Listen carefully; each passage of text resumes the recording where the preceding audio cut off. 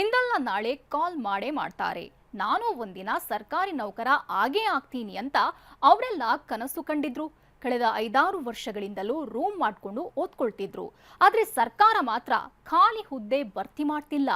ಇಷ್ಟು ದಿನ ಸೈಲೆಂಟ್ ಆಗಿದ್ದ ಅಭ್ಯರ್ಥಿಗಳು ಇವತ್ತು ದಂಗೆ ಎದ್ದಿದ್ರು.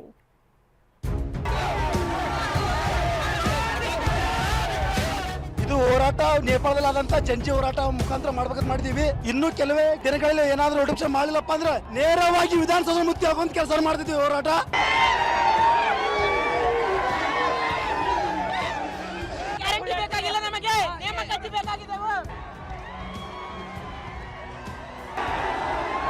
ದೇಶಕ್ಕೆ ಮಾತು ಕೊಟ್ಟಿದ್ರು, ವರ್ಷಕ್ಕೆ 2 ಕೋಟಿ ಕೆಲಸ ಕೊಡ್ತೀವಿ ಅಂತ ಹೇಳಿ.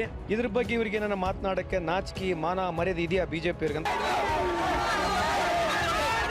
ಬ್ಯಾರಿಕೇಡ್ ತಳ್ಳಿ ನುಗ್ತಿರೋ ಯುವ ಸಮೂಹ, ಪೊಲೀಸರ ಜೊತೆ ವಾಗ್ವಾದ, ಸಚಿವರ ಭಾವಚಿತ್ರಗಳಿಗೆ ಬೆಂಕಿ ಹಚ್ಚಿ ಆಕ್ರೋಶ.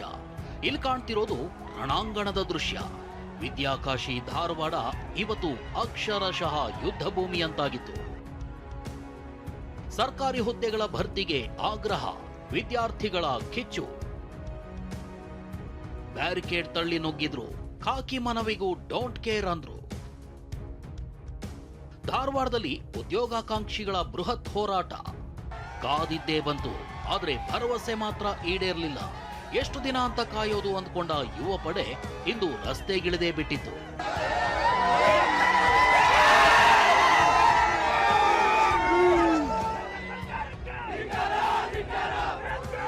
ರಾಜ್ಯದಲ್ಲಿ 2,75,000 ಸರ್ಕಾರಿ ಹುದ್ದೆಗಳು ಖಾಲಿ ಇದ್ದು ಸರ್ಕಾರ ಭರ್ತಿ ಮಾಡ್ತಿಲ್ಲ ಅಂತ ಆರೋಪಿಸಿ ಬಿಜೆಪಿ ಹೋರಾಟಕ್ಕೆ ನಿರ್ಧರಿಸಿತು. ಮತ್ತೊಂದು ಕಡೆ ಅಖಿಲ ಕರ್ನಾಟಕ ವಿದ್ಯಾರ್ಥಿ ಸಂಘಟನೆ ಕೂಡ ಇದೇ ವಿಷಯ ಇಟ್ಕೊಂಡು ಹೋರಾಟಕ್ಕೆ ಅನುಮತಿ ಕೇಳಿತು. ಆದ್ರೆ ಪೊಲೀಸರು ಅವಕಾಶ ಕೊಟ್ಟಿರಲಿಲ್ಲ. ಇಷ್ಟಾದ್ರೂ ಯುವ ಸಮೂಹ ಇಂದು ಬೀದಿಗಿಳಿದಿತ್ತು. ಇವರ ಹೋರಾಟದ ಮುಂದೆ ಬಿಜೆಪಿ ಪ್ರತಿಭಟನೆಯೇ ಮಂಕಾಗಿ ಹೋಗಿತ್ತು.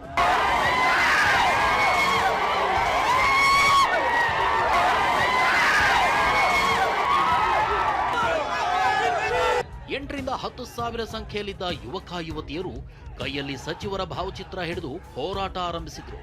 ಧಾರವಾಡದ ಶ್ರೀನಗರದಲ್ಲಿ ಸೇರಿದ್ದ ಯುವ ಪಡೆ ಜಯನಗರ ವೃತ್ತದ ಮೂಲಕ ಜುಬಿಲಿ ವೃತ್ತಕ್ಕೆ ತೆರಳಿ ಪ್ರತಿಭಟನೆ ನಡೆಸೋ ಪ್ಲಾನ್ ಮಾಡಿತ್ತು. ಆದ್ರೆ ಪೊಲೀಸರು ವಿದ್ಯಾರ್ಥಿ ಮುಖಂಡ ಕಾಂತಕುಮಾರ್ನನ್ನ ವಶಕ್ಕೆ ಪಡೆದ್ರು. ಆಗ್ಲೇ ನೋಡಿ ಹೋರಾಟದ ಚಿತ್ರಣವೇ ಬದಲಾಗಿತ್ತು. ಬ್ಯಾರಿಕೇಡ್ ತಳ್ಳಿದ ವಿದ್ಯಾರ್ಥಿಗಳು ಜುಬಿಲಿ ವೃತ್ತದ ಕಡೆ ನುಗ್ಗಿಯೇ ಬಿಟ್ರು.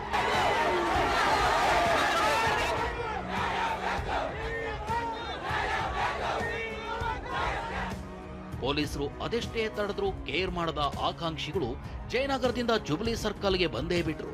ಸಚಿವರ ಫೋಟೋ ಸುಟ್ಟು ಆಕ್ರೋಶ ಹೊರಹಾಕಿದ್ರು. ಎಷ್ಟು ದಿನ ತಂದೆ ತಾಯಿ ಬಳಿ ಹಣ ಕೇಳೋದು, ಎಷ್ಟು ಸುಳ್ಳು ಭರವಸೆ ಕೊಡ್ತೀರಿ ಅಂತ ಸರ್ಕಾರದ ವಿರುದ್ಧ ರೋಷಾಗ್ನಿ ಹೊರಹಾಕಿದ್ರು.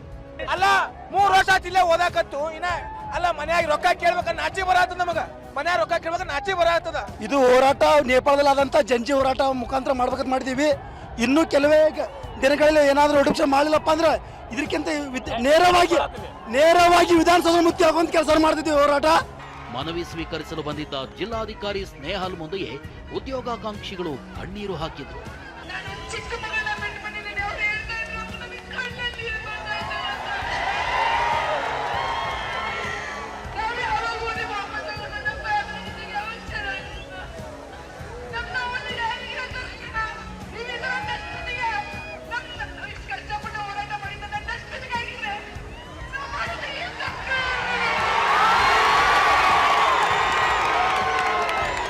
ಇದೆಲ್ಲದರ ನಡುವೆ ಸಿಎಂ ಸಿದ್ದರಾಮಯ್ಯ 56,000 ಹುದ್ದೆಗಳ ಭರ್ತಿಗೆ ಕ್ರಮ ಕೈಗೊಳ್ತಿದ್ದಾರೆ. ಬಜೆಟ್ನಲ್ಲೇ ಈ ಬಗ್ಗೆ ಘೋಷಣೆ ಆಗಲಿದೆ ಅಂತ ಜಿಲ್ಲಾ ಉಸ್ತುವಾರಿ ಸಚಿವರು ಭರವಸೆ ನೀಡಿದ್ದಾರೆ. ಇವ್ರು ಮಾಡ್ತಕ್ಕಂಥದ್ದು ಕೇವಲ ನಾಟಕ ಇದೆ. ಇದು ಹುಡುಗರು ಏನು ಹೋರಾಟದಲ್ಲಿದ್ರು, ಹುಡುಗರ ಮೇಲೆ ಸಿಗ್ಲಿಕ್ಕೆ ಇವ್ರು ತಗೊಂಡು ಆ ಹುಡುಗರ ಮೇಲೆ ತಗೊಳ್ಳಿಕ್ಕೆ ಬಂದಿದ್ದಾರೆ. ಇದು ಕೇವಲ ನಾಟಕ ಅಷ್ಟೇ ಬಿಟ್ಟರೆ ಇನ್ನೇನೂ ಇಲ್ಲ. ಸರ್ಕಾರ 56,000 ಜನಕ್ಕೆ ಕಾಲ್ಫಾರ್ಮ್ ಮಾಡ್ತೀವಿ ಅಂತ ಸನ್ಮಾನ್ಯ ಮುಖ್ಯಮಂತ್ರಿ ಹೇಳಿದ್ದಾರೆ.